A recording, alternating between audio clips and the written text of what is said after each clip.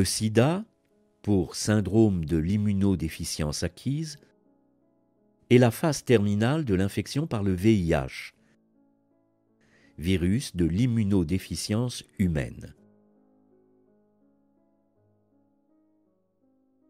Il se définit par l'apparition de maladies opportunistes, c'est-à-dire de maladies qui ne se développeraient pas si le sujet n'était pas dans un état de déficit immunitaire.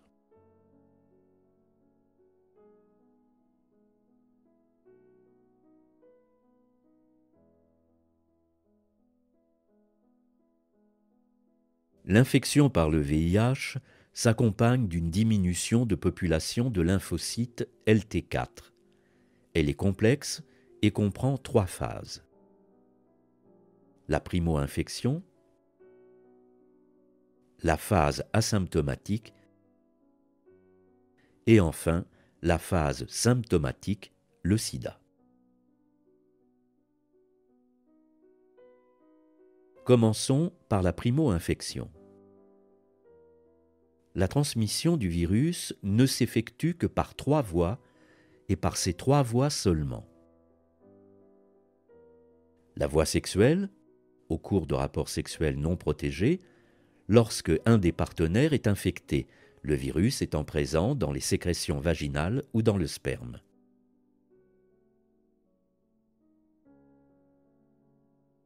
La voie sanguine, lors de transfusion du sang, depuis 1985, le dépistage du virus chez les donneurs est devenu obligatoire, ou d'échange de seringues infectées entre toxicomanes.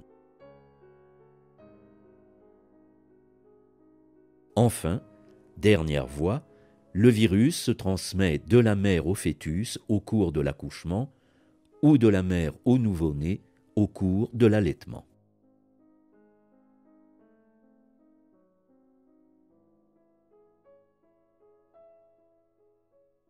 Le virus du sida, comme tous les virus, est un parasite obligatoire. Il est incapable de se reproduire sans l'aide d'une cellule hôte. Le VIH est un rétrovirus, virus dont le matériel génétique est constitué d'ARN.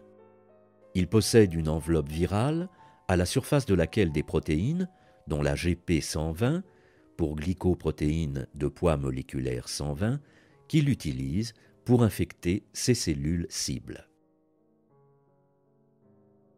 Cette protéine, la GP120, peut être comparée à une clé qui reconnaît une autre protéine, la serrure, nommée CD4, qui se trouve à la surface, entre autres, de certains globules blancs, les macrophages et une population particulière de lymphocytes, les LT4.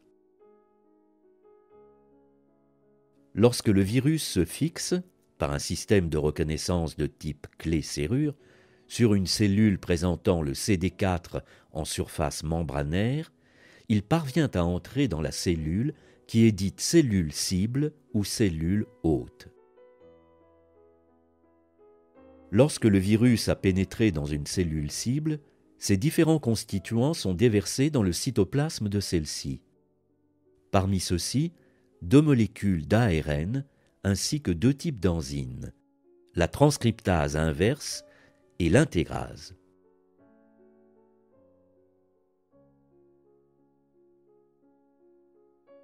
La transcriptase inverse est une enzyme permettant d'effectuer la polymérisation d'une molécule double brin d'ADN à partir de la molécule d'ARN virale. Ce phénomène de rétrotranscription est le phénomène inverse de celui qui s'effectue normalement lors de la synthèse protéique dans toute cellule vivante. Une fois la rétrotranscription effectuée, une molécule d'ADN virale est formée et gagne le noyau de la cellule cible. Grâce à l'intégrase, l'ADN viral est intégré au hasard dans l'ADN de la cellule cible. Il est à l'état de provirus.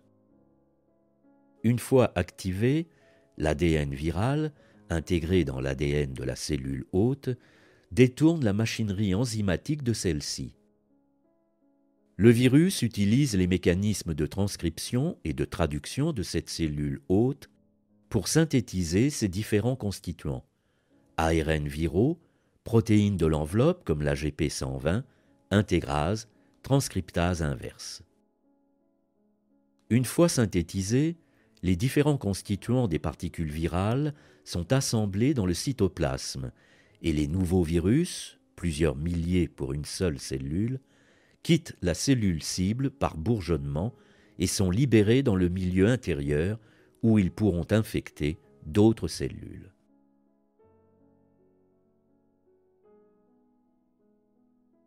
Durant la phase de primo-infection, qui dure une ou plusieurs semaines, la charge virale, indiquant la quantité de virus libre dans le plasma, est élevée. Les symptômes sont proches de ceux d'une maladie virale bénigne comme la grippe. Fièvre, éruption cutanée, douleurs musculaires et céphalée. Les ganglions lymphatiques gonflent, car ils sont le siège de l'initiation des réactions immunitaires. Étudions maintenant la phase asymptomatique. Durant cette phase, qui peut durer de quelques mois à plusieurs années, le sujet n'est toujours pas immunodéficient. Il présente peu ou pas de symptômes et est apparemment en bonne santé.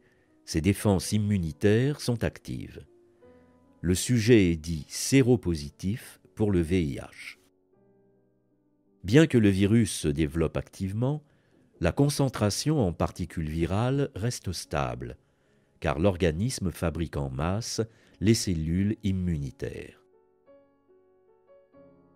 L'apparition de la phase symptomatique signe la déclaration du sida. Lorsque la concentration sanguine en LT4 devient inférieure à 200 LT4 par millimètre cube de sang, le patient entre dans la phase de sida qui se caractérise par l'apparition de diverses maladies opportunistes. Une fois le sida déclaré, le malade meurt en 1 ou 2 ans.